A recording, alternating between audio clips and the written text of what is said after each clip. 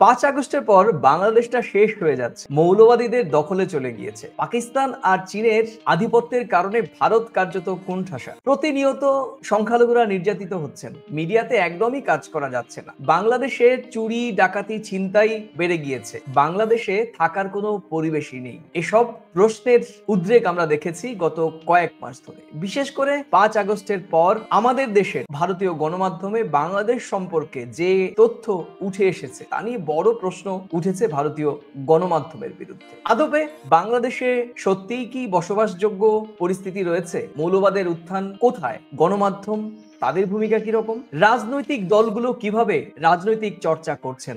গণতান্ত্রিক কণ্ঠরোধ কোথাও গিয়ে কি বাকরুদ্ধ হয়ে পড়ছে? এসব প্রশ্নের উত্তর খুঁজতে আজকে আমাদের সঙ্গে প্রাসঙ্গিক প্রসঙ্গে বিশেষ অতিথি কলকাতার সংবাদ প্রতিদিন পত্রিকার deputy news editor Shirshendu Chakraborty. Shirshendu da, তোমাকে প্রথম কলকাতা স্ক্রিনে স্বাগত। নমস্কার। তুমি আমার ইন্ট্রো শুনেছো, অনেকটা দীর্ঘ ইন্ট্রো। এই ইন্ট্রোই হচ্ছে তোমার কাছে আমার প্রশ্ন। তুমি এক এক করে বলবে যে তুমি তো সম্প্রতি বাংলাদেশ ঘুরে এলে পয়লা বৈশাখের খবর করতে। সংবাদ প্রতিদিন বাংলাদেশও ভীষণ বাংলাদেশের পাঠকের কাছে জনপ্রিয়, তার প্রতিনিধি হিসেবে বাংলাদেশে গিয়েছিলে, কি দেখে এলে? দেখো, প্রথমে শুরুর আগে বাংলাদেশে ঘটেছে, বাংলাদেশে ভারতীয় সাংবাদিক হিসেবে অ্যাটলিস্ট কলকাতা থেকে তো অবশ্যই সম্ভবত আমি প্রথম, এবং এর জন্য আমি সবার আগে কৃতিত্ব দিতে হয় বা ধন্যবাদ দিতে হয়, কৃতিত্ব নয় সরি ধন্যবাদ দিতে হয়, যাদের অনুমতি ছাড়া হতো না। তিনি আমার কনসাল্টিং এডিটর কুণাল ঘোষ এবং আমার এডিটর সৃঞ্জয় বসু। তাদের অনুমতি, পারমিশন, তাদের সম্মতি, তাদের সাহস জোগানো ছাড়া এটা কোনোভাবেই সম্ভব হতো না। প্রথম কোনো এই পরিস্থিতিতে প্রথম কোনো সাংবাদিক হিসেবে সাংবাদিক ভিসা নিয়ে বাংলাদেশে যাওয়া, থাকা, ঘোরা এবং কভার করা, এবং আরো ভালো করে বললে 14ই এপ্রিল পয়লা বৈশাখের দিন সম্ভবত গোটা ভারতের মধ্যে একমাত্র আমি ভারতীয় সাংবাদিক যিনি ওই শোভাযাত্রায় উপস্থিত ছিলাম, করে এসেছি। যাই হোক, এটা আপনার প্রশ্ন ছিল কেমন দেখে এলাম। সত্যি কথা বলতে, যেটা ভারতীয় সংবাদ মাধ্যম, বিশেষ করে বিভিন্ন বাংলা সংবাদ মাধ্যমে গত কয়েক মাসে তুলে ধরা হয়েছে, একটা ভয়ঙ্কর পরিস্থিতি। পা দিলেই হাত পা কেটে নেওয়া হচ্ছে, কেউ দাঁড়াতে পারছে না, খবর পড়া যাচ্ছে না, এতটা ভয়ঙ্কর, মানে এইরকম মারাত্মক পরিস্থিতি আমি দেখি। হ্যাঁ, এটা ঠিক, আমি ঢাকায় ছিলাম, 4 দিন মতন ছিলাম। 4 দিনই ঢাকা এবং ঢাকা সংলগ্ন বিভিন্ন এলাকায় ঘুরেছি। হয়তো গ্রামের দিকে যাইনি, হয়তো রিমোট এলাকায় যাইনি, যাদের সুযোগও ছিল না, সময় ছিল না। সবথেকে বড় কথা, একদিন গোটা দিন বৃষ্টিতে এসে গেছে, প্রচন্ড বৃষ্টি আটকেছিলাম। তারপরে যেটুকু ঢাকায় ঘুরতে পেরেছি, সত্যি কথা বলতে রাত্রি 11:30 12টা পর্যন্ত ঢাকা শহরের বুকে ঘুরে বেরিয়েছি। কেউ একটুখানি কিছু বলেননি, কোনো সমস্যা হয়নি, কোনো প্রশ্নের সম্মুখীন হয়নি, বিন্দুমাত্র ভয় ভীতি কিচ্ছু কাজ করেনি। আবার এটাও বলে রাখি, আমাকে কোনো বিদেশ মন্ত্রক, সেনাবাহিনী, জেড ক্যাটাগরি নিরাপত্তা কিচ্ছু ছিল না। সামান্য ওখানকার যে পাঠাও অ্যাপ, সেই অ্যাপ ডাউনলোড করে গাড়ি এবং বাইক বুক করে ঘুরে বেরিয়েছি, রিক্সায় চলেছি, সকাল বিকেল বিভিন্ন জায়গায় খবর করার জন্য গেছি। কেউ বিন্দুমাত্র কিচ্ছু, একটি বারের জন্য কোনো প্রশ্ন, কোনো হুমকি, কোনো আটকে দেওয়া, কোনো আঘাত দেওয়া কিচ্ছু ঘটেনি, এবং খুব সুন্দরভাবে ঘুরে আসতে পেরেছি। ওইখানে বসেই যেটা দেখেছি, 14ই এপ্রিল শোভাযাত্রা সম্পর্কে যেটা দেখেছি, আমি আমার কাগজে লিখেছি, আমার কাগজে প্রকাশিত হয়েছে। তারপরেও সেটা মানে একদমই সরকার পক্ষ ছিল না। যেটা যে ঘটনা ঘটেছে, হাসিনা মুফতি, হাসিনার একটা পোর্ট্রেট বানিয়ে নিয়ে যাওয়া হচ্ছে, সেটা আগের অন্যান্য শোভাযাত্রার, বিগত শোভাযাত্রার থেকে অনেকটাই মানে ধারে ভারে কমে গেছে, লোক কম, সাধারণ মানুষ আসতে পারছেন না, পুলিশ ব্যারিকেড দিয়ে আটকে দেওয়া হয়েছে। এই সব ঘটনা প্রতিদিনে প্রকাশিত হয়েছে, প্রতিদিন ডিজিটালে প্রকাশিত হয়েছে, ভিডিও করে প্রকাশিত হয়েছে। তারপরেও সশরীরে ড্যাং ড্যাং করে ঘুরে বেরিয়েছি। মানে সংবাদ করতে গিয়ে যে করা যাচ্ছে না, ঘাড় তোলা যাচ্ছে না, মুখ ফেরানো যাচ্ছে না, যে এত কিছু প্রচার করা হয় ঢাকা শহরের বুকে, সত্যি কথা বলতে একদিনের জন্য, এক মুহূর্তের জন্য আমার কোনো অনুভব হয়। হ্যাঁ, এটা ঠিক, যখন আমি শেখ মুজিবুর রহমানের বাড়িতে গেছিলাম, বাড়ির সামনে গেছিলাম খবর করতে, তখন একটু নিরাপত্তার খাতিরে সেটা স্বাভাবিকভাবেই সেটা করা হয়। যারা কিছুদিন আগে ধানমন্ডির বাড়িটা ভাঙচুর করা হয়েছে, পুলিশ ঘিরেছিল, একটু জিজ্ঞাসাবাদ হয় এবং সেটা নিরাপত্তার খাতিরে করতেই হবে, সেটুকু ছাড়া আর বিন্দুমাত্র কোনো সমস্যা আমি ঢাকা শহরের বুকে থেকে ভোগ করি। হ্যাঁ, একটা চাপা উত্তেজনা অবশ্যই আছে, মৌলবাদের বাড়বাড়ন্ত অবশ্যই হয়েছে, কিছু আহ, অপরাধীকে ছাড়া অবশ্যই হয়েছে, তাই নিয়ে অনেক সমস্যা ছিল, আছে, থাকবে, এটা আগেও ছিল, এখনো আগামী দিনেও থাকবে। কিন্তু ভয়ঙ্কর যেটা তুলে ধরা হচ্ছে, হয়তো গ্রামের দিকে ঘটনা আছে, অস্বীকার করছি না, অবশ্যই সব জায়গাতেই আছে, ভারতেও আছে, বাইরেও আছে, ঘটেই। কিন্তু হ্যাঁ, একটা চাপা উত্তেজনার মধ্যেও কাজ করা যাচ্ছে, আগামী দিন আরো নিশ্চয়ই ভালো হবে বলে মনে হয়। শিশুদাদা, এক এক করে তোমাকে ছোট ছোট প্রশ্ন করব, তুমি তোমার মতো করে বলবে। সেটি হচ্ছে, ধরো তুমি বাংলাদেশে গিয়েছিলে, একজন সাংবাদিক হিসেবে, সংবাদ কর্মী হিসেবে বাংলাদেশে গিয়েছো। আমরা যারা ভারতীয় বাঙালি রয়েছি, বাংলা ভাষায় যারা কথা বলি, বাংলাদেশের খবর বা বাংলাদেশের বিষয় নিয়ে আমাদের যারা নানা ধরনের উদ্বেগ থাকে, তারা কিভাবে তাদের এই যে বাংলাদেশ সম্পর্কে জানার একমাত্র মাধ্যম হচ্ছে আমাদের ভারতীয় বাংলা গণমাধ্যম। তুমি তো নিজের চোখে দেখে এলে, তুমি তোমার অনুভূতি বা বাস্তব প্রকাশ করলে, বুঝতে পারলে যে বাংলাদেশে আদপে আসলে যেরকম বলা হচ্ছে সেরকম না। কিন্তু একজন রাজ্যের সাধারণ নাগরিক, তথ্য জানার অধিকার তো সকলের আছে, তারা কি তথ্য পাচ্ছেন এবং তারা কিভাবে বুঝবেন আমাদের গণমাধ্যমের ভূমিকা কিরকম? একেবারে সুনির্দিষ্টভাবে তুমি দেখে এলে এবং আমাদের ভারতীয় কোনো কোনো বাংলা গণমাধ্যমের মাধ্যম দিয়ে যে দর্শক বা পাঠক পড়বেন, তাদের কাছে কি বার্তা যাচ্ছে? দেখুন, একটা বাস্তব যে ওখানে আমি বারবার একটা প্রশ্নের সম্মুখীন হয়েছি। ওখানে যারা সাংবাদিক বন্ধুরা ছিলেন বা সাধারণ মানুষ ছিলেন, বা যখন আমি প্রেস ক্লাবে গেছি বা কোনো শীর্ষ কর্তার বাড়িতে গেছি, একটা প্রশ্ন বারবার এসছে। বেশ কিছু ভারতীয় সংবাদ মাধ্যম, বা বিশেষ করে যেহেতু আমি কলকাতা থেকে গেছি, বাংলাটাই মূলত সংবাদ মাধ্যমের ভূমিকা নিয়ে তারা, চ্যানেল বিশেষ করে ভালো ভালো করে চ্যানেলের ভূমিকা নিয়ে তারা একটু ক্ষোভ বা অসন্তোষ বা একটু হাস্যকর, হাস্যরস, মানে যেভাবে হচ্ছে হয়তো সেটা না হতো, ওর করলে হয়, মানে ভয়ঙ্কর, মানে দেখানোর জন্য। যেমন আমার একটা প্রশ্নের সম্মুখীন হতে হয়, ওই যে বাংলাদেশের যে অন্তর্বর্তী সরকারের প্রধান মোহাম্মদ ইউনূস, ওনাকে নাকি একটি সংবাদ মাধ্যমে বারবার ডাক্তার বলে সম্বোধন করা হয়। ডাক্তার, কোট আনকোট ডাক্তার, মানে চিকিৎসক। তাতে ওখানকার সংবাদ মাধ্যম বা মাধ্যমের কর্মী বা সাংবাদিক বন্ধুরা এবং সরকারি তরফেও আমাকে বেশ ক্ষোভের সঙ্গেই বলেন যে একটা দেশের, এই মুহূর্তে উনি রাষ্ট্রপ্রধান, এই মুহূর্তে উনি প্রধান উপদেষ্টা, তার সম্পর্কে এইভাবে ডক্টর ইউনূসকে ডাক্তার বলা, এটা কি কোনো সংবাদ মাধ্যমের ক্ষেত্রে যুক্তিসঙ্গত? এই উত্তর আমার কাছে ছিল। সত্যি বলতে ভারতীয় সাংবাদিক হিসেবে, বাঙালি সাংবাদিক হিসেবে এটা একটা দুঃখের কারণ, বা আমার কাছে এটা লজ্জারও। মাথা নত করার মতো লজ্জার কারণ অবশ্যই, যে এইভাবে আমার সংবাদ মাধ্যমে এইভাবে, মানে উনি তো ডাক্তার নন, যে শহরে উনি তো আমরা সাংবাদিকতা করি, যে শহরে আমরা সাংবাদিকতা করি, আমরা যদি দেশের বাইরে গিয়ে সেই শহরের সাংবাদিকতা বা গণমাধ্যম নিয়ে কোনো এই ধরনের বিব্রতকর প্রশ্নের সম্মুখীন হই, তাহলে সেটা সত্যি লজ্জার।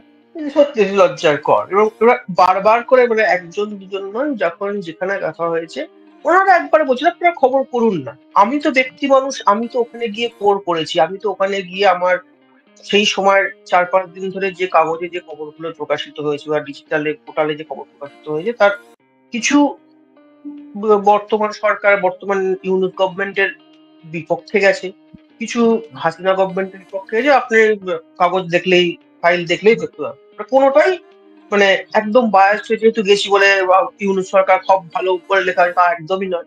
প্রথম দিন থেকে যেটা ঘটনা সেটা আমি লিখেছি। সেরকমই ওনাদেরও দাবি যে যে যেটা ঘটনা সেটা আপনারা লিখুন। হিন্দু নির্যাতন বা সংখ্যালঘু নির্যাতন হয়েছে, অস্বীকার ওনারা কেউ করেননি। ওনাদের যে প্রধান উপদেষ্টার যে প্রেস সচিব শফিকুল আলম, উনি বলেছেন হ্যাঁ ঘটনা ঘটেছে, ওনারা প্রেস বিবৃতি দিয়েছেন, ঘটেছে।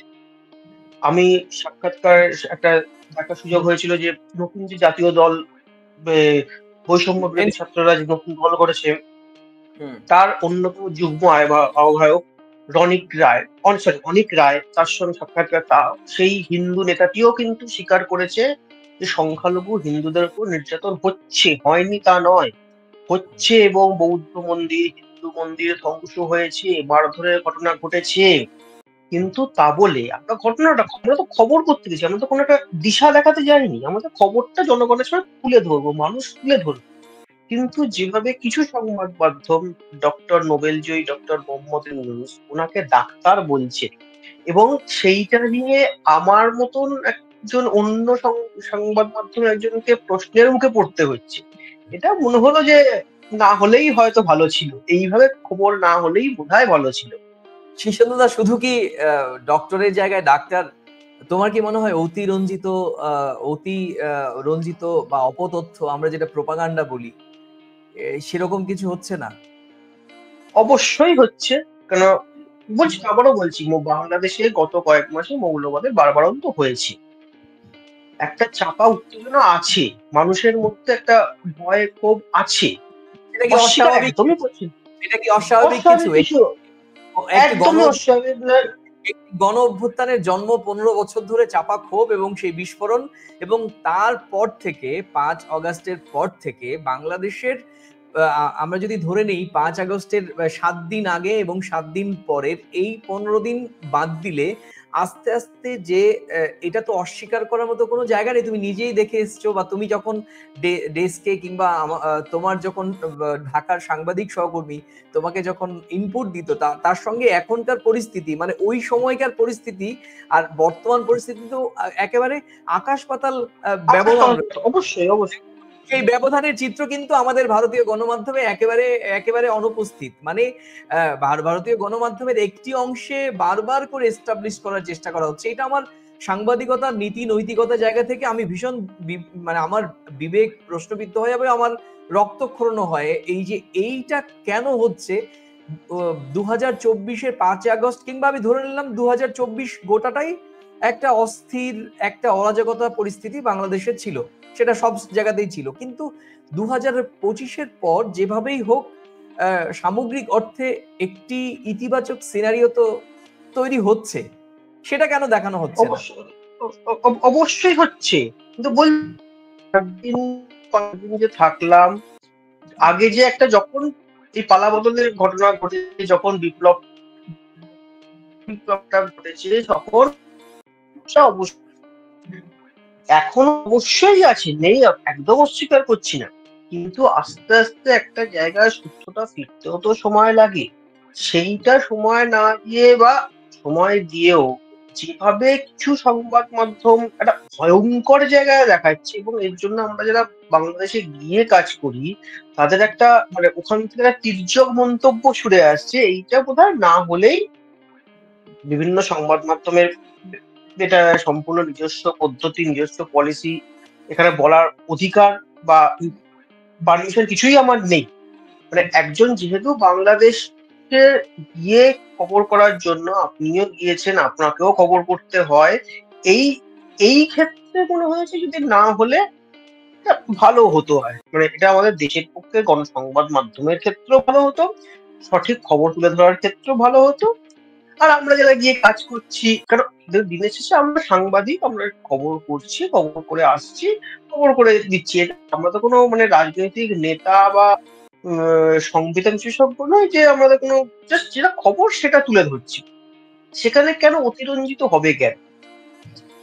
যেটা হিন্দু নির্যাতন বা সংখ্যালঘু নির্যাতন সেটা বলবো, সেটাকে একটা রং চড়িয়ে সেটা করে আসলে তো আমাদের মধ্যে একটা বিভ্রান্তি তৈরি করে দিচ্ছি না। মানে এই প্রসঙ্গে বলতে হয়, আমি ওখানে যে হিন্দু নেতা বলুন বা হিন্দু মন্দির বলুন, রমনা কালী মন্দির, ঢাকা কালীবাড়ি, এইসব জায়গায় গিয়ে সেখানে গিয়েও ওখানে যে প্রধান পুরোহিত রয়েছেন বা হিন্দু সংগঠনের নেতা রয়েছেন তাদের সঙ্গে যখন কথা বলি, তখন তারা কিন্তু স্পষ্ট বলছেন হ্যাঁ ওই সময় একটা সমস্যা হয়েছিল, একটা ভয় ছিল, একটা গন্ডগোলের আশঙ্কা ছিল, কেউ অস্বীকার করছেন না, কিন্তু এখন অনেকটাই স্বাভাবিক। সময়টা পাল্টে যাচ্ছে। আস্তে আস্তে পাল্টে, সবকিছু একটা সময় লাগে, তুমি করে সিন্ধুদা কিছু হয় না। সিন্ধুদা তুমি একটা কথা এর আগে বলেছো যে আমরা তো খবর করতে যাব, আমরা তো দিশা দেখাতে যাব না। খুবই তাৎপর্যপূর্ণ এই এই এই বাক্যটি আমার কাছে ভীষণ মনে ধরেছে। আমি সেটাই বলছি যে গণমাধ্যমের খানিকটা আত্মসমালোচনা করার জায়গা থেকেই বলছি, গণমাধ্যম কি দিশা দেখাতে দিশা দেখাবে না খবর করবে, মানে যা ঘটনা ঘটবে, মানে একটা আমরা যেটা খবর করতে যাই, অবশ্যই গণমাধ্যম দিশাও দেখাবে কোনো কোনো ক্ষেত্রে, গণমাধ্যম তার সম্পাদকীয় এডিটোরিয়ালে, কিন্তু সেটার তো জায়গা আলাদা, তাই না? অবশ্যই অবশ্যই আমরা তো সেটা তো মানুষের একটা ওপিনিয়ন পোল তৈরি হচ্ছে, সেটা তো টিভিতে, চ্যানেলে, পোর্টালে, কাগজে সব জায়গায় আলাদা জায়গা রয়েছে, কিন্তু আমরা তো জাস্ট খবরটা তুলে ধরছি, মানুষ বিচার করবে। আমরা খবর করছি, যখন খবর করার জায়গাতে খবর আমরা কোনো করছি, দিশা দিই না, তাই না? দিশা দিচ্ছি না, যেটা ঘটেছে ঠিক সেই জিনিসটা আমরা তুলে ধরছি। আমি যদি ঢাকার প্রসঙ্গেই বলি, যেদিনকে আমি আমি এর আগেও পয়লা বৈশাখে বেশ কয়েকবার গেছি, এবারেও গেছি। পরিবর্তিত পরিস্থিতি পয়লা বৈশাখ কি সেটা আমি আমার কাগজে তুলে ধরেছি। আগের ঘটনার রেফারেন্স দিয়েছি কিছুটা। যিনি পাঠক আছেন তারা বুঝে নেবেন। এবার পয়লা বৈশাখ হাসিনা কেমন গভর্নমেন্টের এটা আমাকে একটু ছোট্ট করে বলো তো, পয়লা বৈশাখ কেমন দেখলে? কারণ মঙ্গল শোভাযাত্রার নাম বদলে আনন্দ শোভাযাত্রা হয়েছে, সেটা নিয়ে তুমুল বিতর্ক ছিল, এবং তার মধ্যে শেখ হাসিনার যে তার যে প্রতিচ্ছবির অবয়ব দিয়ে একটা ফ্যাসিস্ট পুতুল তৈরি করা হয়েছিল, সেটা নিয়েও ব্যাপক চর্চা হয়েছিল। তুমি জানো যে একদিন আগেই সম্ভবত চারুকলায় ওই একটি ফ্যাসিস্টের প্রতিকৃতির ছবিতে মূর্তিতে আগুন দিয়ে দেওয়া হয়েছিল। তারপর আবার রাতারাতি আবার আরেকটি পুতুল তৈরি করা হয়, এবং যথারীতি সেটি কিন্তু ব্যাপক আলোচনা এবং সোশ্যাল মিডিয়াতে ভাইরালও হয়েছে। তুমি ব্যাপারটা কিভাবে চাক্ষুষ দেখেছো? তোমার কি ফিলিংস ছিল ওই সময় দেখে এটা? দেখুন, একটা আমার মনে হয়েছে যে এইটা হাসিনার, আমার ব্যক্তিগত অভিমত, হাসিনার ওই মূর্তি ওইভাবে প্রতিকৃতি নিয়ে না করলেই বোধহয় ভালো হতো। কারণ এটা তো একটা মঙ্গল শোভাযাত্রা, একটা বর্ষবরণ, সেখানে আনন্দ সেখানে শোভাযাত্রা। একজন আনন্দ শোভাযাত্রা, বাংলাদেশের হ্যাঁ ভাষায় আনন্দ আনন্দ শোভাযাত্রা। শোভাযাত্রা। এখন সেখানে ওই ঘটনাটাকে আমরা কেন হাইলাইট করব? এবং ঠিক। এই প্রশ্নটা আমার মনে যখন জন্মেছিল, আমি আমার কাগজেও লিখেছিলাম। পরবর্তীকালে ওখানে বিভিন্ন লোকের সঙ্গে বিভিন্ন ক্ষেত্রে আলোচনা করতে গিয়েও তারাও কিন্তু আমার সঙ্গে কার্যত সহমত যে হাসিনার ওইভাবে মূর্তি বা বানিয়ে একটা প্রতিকৃতি বানিয়ে ওইটা না করলেই হয়তো ভালো হতো। যারা করেছেন তাদের ব্যাপার। কারণ ওই সেটা একটা আনন্দের বিষয়। আমরা তো নতুন বাংলাদেশের বিবর্তনের জন্য, যে বৈষম্য বিরোধী বাংলাদেশ গড়ার জন্য যে লক্ষ্য নিয়ে ৫ আগস্ট হাজার হাজার মানুষ রক্ত ঝরালো, তাহলে সেই লক্ষ্যটা কতটা বাস্তবায়িত হলো? তাহলে তো আগেই সেই সেটা তাদের ভাষায় ফ্যাসিস্ট সরকারের মতোই তো হলো। কারণ ফ্যাসিস্ট সরকার তাদের ভাষায় তখনও আমরা দেখেছি যে বিভিন্ন রাজনৈতিক নেতা নেত্রীর এরকম ভাবে ব্যঙ্গাত্মক মূর্তি বা পুতুল এই তদানীন্তন সময়ের মঙ্গল শোভাযাত্রায় জায়গা পেয়েছিল। তাহলে তো বিষয়টি ঘুরে ফিরে মুদ্রার এপিঠ আর ওপিঠই হলো। ঠিক এই প্রশ্নটাই আমার ছিল ওখানে, এবং তারা প্রত্যেকেই কেউ কিন্তু এর বাইরে কোনো উত্তর দিতে পারেননি। মানে যারা করেছেন বা ওর সঙ্গে যুক্ত তাদের কাছে যখন যেটুকু আমার প্রশ্ন করার সুযোগ পেয়েছি, আমার এই প্রশ্নটাই ছিল। তাহলে তো আমরা সেই জিনিসটাকেই আবার টেনে আনলাম। এত বিপ্লব, এত বিক্ষোভ, এত রক্ত ঝরানো, এত কিছু ঘটলো। আবার সেই জিনিসই করলাম। তারা কিন্তু এক বাক্যে এই কথাটাই স্বীকার করলেন যে এটা না হলেই হতো। অন্যভাবে আরো ভালো করে হতো, এবং এইটা করতে গিয়ে এরা পুলিশ দিয়ে, সেনা দিয়ে ঘিরে সাধারণ মানুষকে বঞ্চিত করে ধারে ভারে কমিয়ে, যেন মনে হলো যে দেশ শেষে গিয়ে মঙ্গল শোভাযাত্রাটা অনেকটা জৌলুস হারাবে। আগে যে ছাড়ালো, এবং একরকম ভাবে শেখ হাসিনাকেই আবার হাইলাইটস করা হলো। আবার মানে নেগেটিভ প্রচারও তো প্রচার, সেই প্রচার। হাসিনাময়ই হয়ে থাকলো। ঠিক, যেটা ঠিক। নতুন হচ্ছে, সেটা এখানে নতুন কিছু দেখানো হলো না, নতুন ভালো কিছু হলো না, শুধু সারাক্ষণ স্লোগানও উঠলো যে স্বৈরতন্ত্রের পতন যাক, হাসিনা সরকারের পতন। সেই হাসিনাময় বর্ষবরণ, বাঙালির অন্যতম উৎসব। অবশ্যই সে ইউনেস্কো তো সম্মানপ্রাপ্ত সেটা কোথাও কোথাও ব্রাত্য হলো, তাই না? এক কোথাও পুরোপুরি প্রাপ্ত হলো। যেটা ইউনেস্কো যেটা যে সম্মান জানিয়েছে, যেটা যেখান থেকে গোটা বিশ্বের মানুষ আসেন, জড়ো হন, সেই আমরাও অনুষ্ঠানটা এটাকে অনুকরণ করেছি শীর্ষেন্দু দা। তুমি যখন অবশ্যই ঢাকার মাটিতে দাঁড়িয়ে মঙ্গল শোভাযাত্রা বা এই মুহূর্তের বাংলাদেশের আনন্দ শোভাযাত্রা করছিলে, তার কয়েক ঘন্টা পর আমারও সৌভাগ্য হয়েছে আমাদের মঙ্গল শোভাযাত্রা, যেটা তুমি জানো যে একদম দক্ষিণ দক্ষিণ কলকাতায় বাঘাযতীন থেকে শুরু হয় এবং হাজার হাজার মানুষ, আমরা সব ভুলে সেই মঙ্গল শোভাযাত্রায় এই বঙ্গাব্দের প্রথম প্রহরে আমরা আমরা কিরকম বাঙালিয়ানায় একেবারে ভরে উঠি, সেটা কিন্তু আমারও কিন্তু হয়েছে। আমাদের এখানে কিন্তু সামগ্রিক অর্থে বাঙালিয়ানাকেই প্রজেক্ট করা হয়েছে। আমি দেখেছি পুরুলিয়ার ছৌ নৃত্য, বাঁকুড়া, পুরুলিয়ার থেকে উত্তরবঙ্গ থেকে প্রচুর সংখ্যক শিল্পীরা এসেছেন বিভিন্ন মোটিভে। আমরা কিন্তু বিভিন্ন জেলার বাঙালি সংস্কৃতিকে তুলে ধরার চেষ্টা করেছি। আমাদের মধ্যে কিন্তু এই এই মূল্যবোধটা এখনো পর্যন্ত বেঁচে রয়েছে। অবশ্যই এটাই আমার যে যখন তো আমরা বাঙালির বিষয়টা দেখাচ্ছি, আমাদের বাঙালি যে তত্ত্ব, বাঙালির যে মানসিকতা সেটা তুলে ধরতে, সেখানে কেন আবার সেই গন্ডগোল, সেই হিংসা, স্লোগানও হচ্ছে হিংসার, স্লোগানও হচ্ছে স্বৈরতন্ত্র, সেনা দিয়ে ঘিরে রাখা হচ্ছে, পুলিশ ব্রিগেড করছে, একটা সেই একটা ভয়, সাধারণ মানুষ বঞ্চিত হচ্ছে। তাহলে কিসের পরিবর্তনটা হলো? তাহলে কেন মানুষ এত রক্ত ঝরালি? এই একটা প্রশ্ন আমার থেকেই গেল। শীর্ষেন্দুদা, আমরা মোটামুটি 21 মিনিট অতিক্রম করেছি। আমরা মোটামুটি 25 মিনিট ধরে চলি যে কোনো আলোচনায়, কারণ দর্শকরা যাতে বোর না হয়ে যায়। আমরা শেষ 3 মিনিট বেশ কিছু প্রশ্ন ছোট ছোট করে তোমাকে করব এবং আমরা চেষ্টা করব একটা সিনপসিসের দাঁড় করানোর জন্য। সেটি হচ্ছে, তুমি তো ঘুরে এলে সামগ্রিকভাবে বাংলাদেশের যে বিষয়টি সবচাইতে আলোচিত, চর্চিত, বাংলাদেশের গণতান্ত্রিক পরিবেশ কবে ফিরে আসবে, অন্তর্বর্তীকালীন সরকার সুষ্ঠুভাবে একটি ভালো বাংলাদেশ বিনির্মাণের ক্ষেত্রে গণতান্ত্রিক একটি সরকারের কাছে সুষ্ঠু নির্বাচন এবং সকল দলের অংশগ্রহণমূলক নির্বাচন, যেটি আমাদের ভারতের প্রত্যেকটি মানুষের দাবি এবং আমাদের ভারতের কেন্দ্রীয় সরকারেরও দাবি যে একটি ইনক্লুসিভ ইলেকশন হোক, সেই পরিবেশটা তুমি কি দেখে এসেছো? পরিবর্তন হচ্ছে, সময় লাগবে। তবে একটা চাপা উত্তেজনা আছেই, চাপা মনোভাব আছেই, মৌলবাদের বাড়াবাড়ন্ত আছেই। এবার সে দেশের সরকার কিভাবে পরিবর্তন করে, এবং আরো ভালো করে বলতে গেলে যেটা খুব বাস্তব কথা, দেশের সংবিধানের কিছু সমস্যা আগেও অনেকে বলেছেন, মনে হয়েছে আছে। কারণ একজনকে যিনি ক্ষমতায় আসবেন তাকে বিপুল ক্ষমতা দেওয়া হয়ে যাচ্ছে। এখান থেকেই একটা স্বৈরতান্ত্রিক মানব মানসিকতা তৈরি হচ্ছে। এইটা কাটিয়ে যদি উঠতে পারেন এবং নতুন যারা আসছেন, নতুন ভাবে যেভাবে পরিবর্তন করছেন, কমিশন গঠন করছে, যদি হয় নিশ্চয়ই আশা করা যায় ভালো কিছু হবে। মানে আশাই তো আমি করতে বলতে পারি আমরা। নির্বাচনের আবহ বাংলাদেশের অন্তর্বর্তীকালীন সরকার বলছে ডিসেম্বর থেকে জুনে, এবং বাংলাদেশের বেশ কয়েকটি রাজনৈতিক দল বলছে দ্রুত সময়ের মধ্যে নির্বাচন দেওয়ার ক্ষেত্রে। আমি এই প্রশ্নটাই তোমাকে করছিলাম যে নির্বাচনের আবহ কি কিছু দেখে এলে, না নির্বাচন কবে হবে কবে হবে না এটা না, নিয়ে? এখনই বলার কত সময় আসেনি, একটু সময় লাগবে।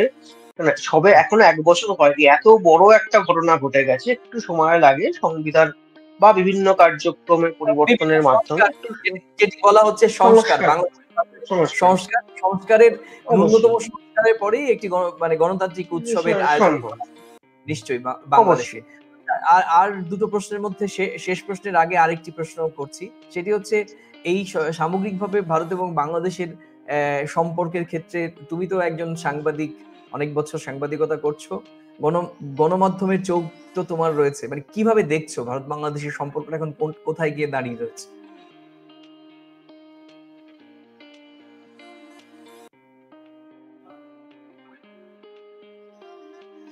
হ্যাঁ, কিছু কারণে কেটে গেছিল, শুনতে পাইনি আমি।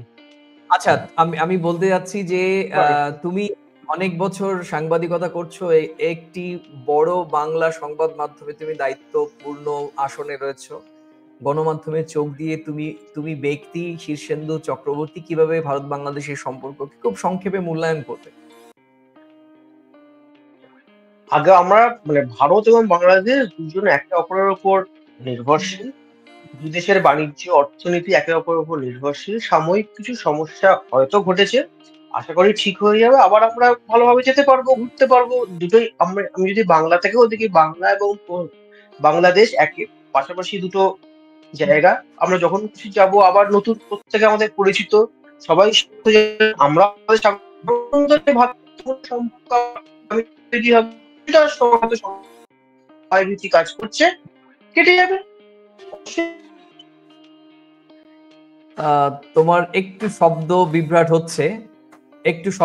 হচ্ছে, তুমি আমি তোমাকে শেষ প্রশ্ন করব হচ্ছে, বাংলাদেশের অভ্যন্তরে তীব্র ভারত বিরোধিতা রয়েছে, যেটি আমরা 5 আগস্টের আগেই দেখেছি। প্রায় 1-1.5 বছর ধরেই বাংলাদেশের অভ্যন্তরে অ্যান্টি ইন্ডিয়ান ক্যাম্পেইন বলে একটি ক্যাম্পেইন পরিচালনা করা হয়েছে, এবং বিভিন্ন রাজনৈতিক অরাজনৈতিক দলের পক্ষ থেকে সেই সমস্ত ক্যাম্পেইনগুলোকে অক্সিজেনাইজড করা হয়েছিল, এবং যার ফলশ্রুতিতে আমরা দেখেছি যে 5 আগস্ট তৈরি হয়েছে।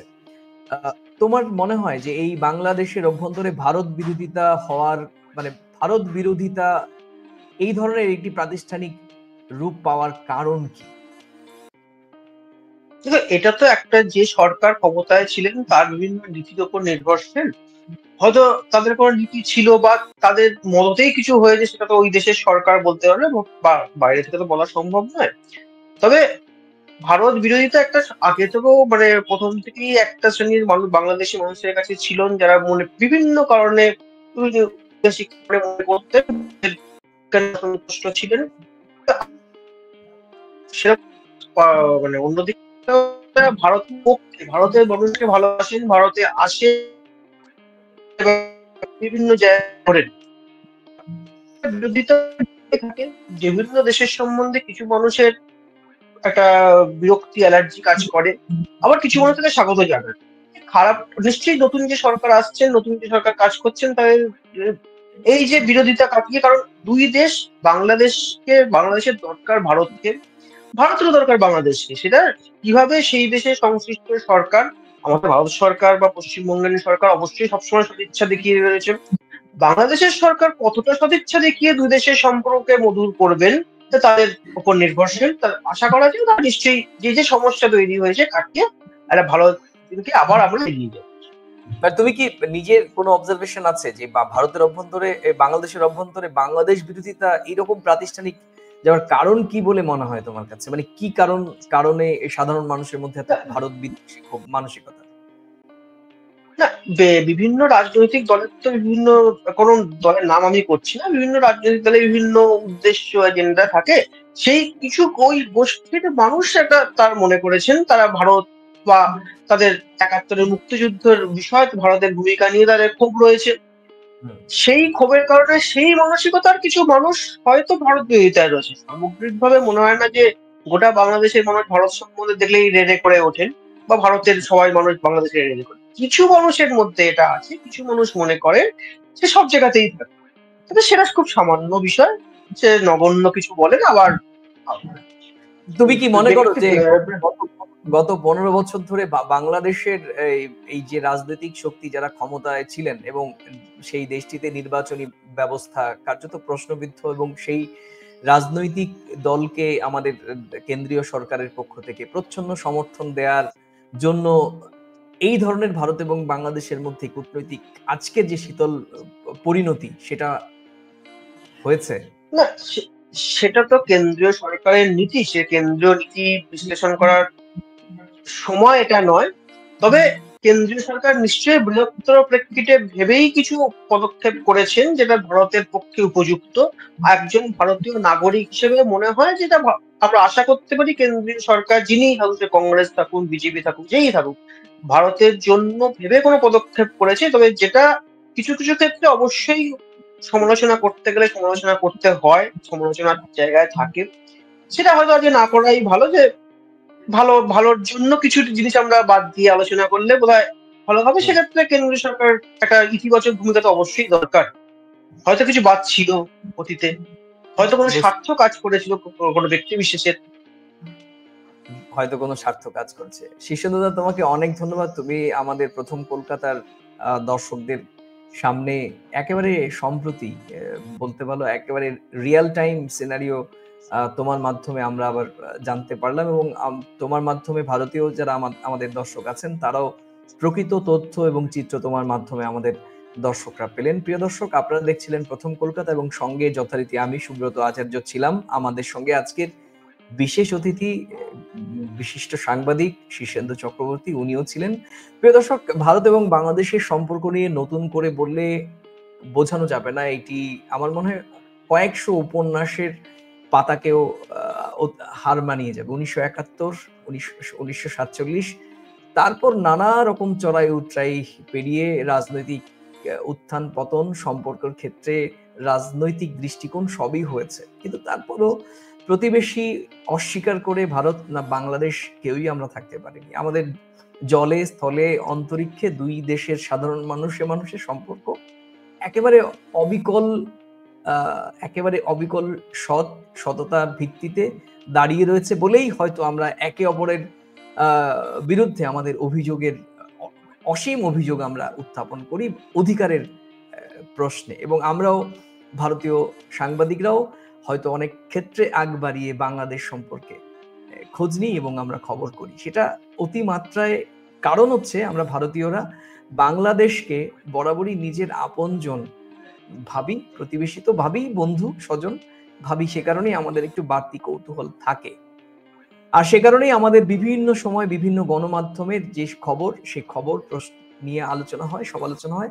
বাংলাদেশের দর্শকরা একসময় ভারতীয় গণমাধ্যমকে ভীষণভাবে রেসপেক্ট করতেন, তারা ভীষণভাবে কোট করতেন। কিন্তু আজকে ২০২৪-এ ৫ আগস্টের পর ভারতীয় সংবাদ মাধ্যমের একটি অংশ, বিশেষ করে বাংলা সংবাদ মাধ্যমের একটি অংশের ভূমিকার কারণে বাংলাদেশের সংখ্যাগরিষ্ঠ মানুষের কাছে ভারতীয় মাধ্যম প্রশ্নবিদ্ধ হয়েছে। আমার বিশ্বাস এই প্রশ্নবিদ্ধ যে সমস্ত কারণগুলোতে হয়েছে, সংবাদ মাধ্যমে যারা নীতি নির্ধারণ করেন তারা সেগুলো শুধরে নেবেন। আমাদের দায়িত্ব প্রতিবেশী একটি দেশকে সুসংহত করার, সে গণতান্ত্রিক পরিবেশ তৈরি করে দেওয়ার এবং স্থিতিশীল করার ক্ষেত্রে আমাদেরও অনেক দায়িত্ব রয়েছে। শুধুমাত্র আমরা স্ক্রিনে দাঁড়িয়ে চিৎকার চেঁচামেচি করলাম এবং কিছু রিউমার বা প্রোপাগান্ডা তুলে দিলাম, সেটি কিন্তু সামগ্রিক অর্থে তার কিন্তু কুফল সংশ্লিষ্ট গণমাধ্যমেরই পেতে হবে। সাধারণ মানুষ কিন্তু আস্থা করে নিক্ষেপ করবে এই ধরনের গণমাধ্যম। প্রিয় দর্শক, আমি জানি আজকের এই আলোচনা দাদা শীর্ষেন্দুদা নিশ্চয়ই বলবেন আজকের আলোচনা। শীর্ষেন্দু, তুমি বলো। একটা কথা আপনার কথা অনুযায়ী বলতে খুব ইচ্ছে করলো যে আমরা তো নিজের লোকদের প্রতি খুব অভিমানটা করি, তাই হয়তো বাংলাদেশ সম্পর্ক নিজের বলেই আমাদের অভিমান, বাংলাদেশ সম্পর্কে আমাদের এত কৌতূহল। আগামী দিনে নিশ্চয়ই আরো ভালো হবে নিজের বলে। একদম একদম, আমিও সেই ফিল থেকেই স্ক্রিন শেয়ার করি এবং আমরাও দীর্ঘ বছর সাংবাদিকতা করি। ভারত এবং বাংলাদেশের বিভিন্ন ঘটনা উত্থান পতনের সাক্ষী আমরা। সে কারণে আমাদের বাড়তি কৌতূহল, ভালো লাগা এবং আমরা এই ক্ষেত্রে অনেকটাই সংবেদনশীল। প্রিয় দর্শক, আপনারা যে যেখান থেকে দেখছেন, আমার বিশ্বাস সবাই ভালো আছেন, ভালো থাকবেন, সুস্থ থাকবেন এবং সবার মঙ্গল হোক। প্রথম কলকাতার সঙ্গে থাকবেন এবং অবশ্যই বলবো যে আমার দর্শকদের অনেকের ক্ষেত্রেই দেখি আপনাদের পছন্দ মতো কোনো বিষয় না হলে আপনারা ব্যক্তিগত আক্রমণ করেন, ভারতীয় হিসাবে করেন, ব্যক্তিগত আক্রমণ করেন। দয়া করে আবার আপনাদের পছন্দ মতো কিছু হয়ে গেলে আপনারা আবার মাথায় তুলে নাচেন। আমি ভীষণ চাঁচা গোছের, আমি মুখে হাসি দিয়ে বললেও আমি ভীষণ চাঁচা গোছের সাংবাদিকতা করি। আমার সেই দর্শক দরকার নেই যাদের এই মূল্যবোধ সম্পর্কে ন্যূনতম ধারণা নেই। ভালোকে ভালো, খারাপকে খারাপ ভেবেই মেনে নিতে হবে, সেই গার্ডস আপনার থাকতে হবে।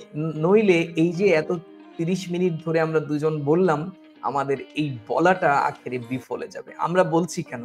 আপনি আপনার চিন্তনের মধ্যে যাতে আমাদের এই তথ্য লালন করতে পারেন, কিংবা আপনার মতামত থাকতে পারে যেখান থেকে আমাদেরও অনেক কিছু শেখার থাকে। তাই প্রিয় দর্শক, পুরো অনুষ্ঠান, পুরো আলোচনা দেখে, প্রথম ১ মিনিট দেখে দয়া করে আপনারা কোনো মন্তব্যের কলামে লিখবেন। আর এবং বরাবরই বলি, ভারত এবং বাংলাদেশের সরকার প্রধানকে নিয়ে একদমই কোনো নেতিবাচক মন্তব্য আমি প্রত্যাশা করি না। ভালো থাকুন, সুস্থ থাকুন। শীর্ষেন্দুদা, তোমার প্রতি আমার গভীর কৃতজ্ঞতা, তুমি আমার শ্রদ্ধা এবং সম্মান যেন। আর ভালো থেকো তুমিও। নমস্কার। নিশ্চয়ই, ধন্যবাদ।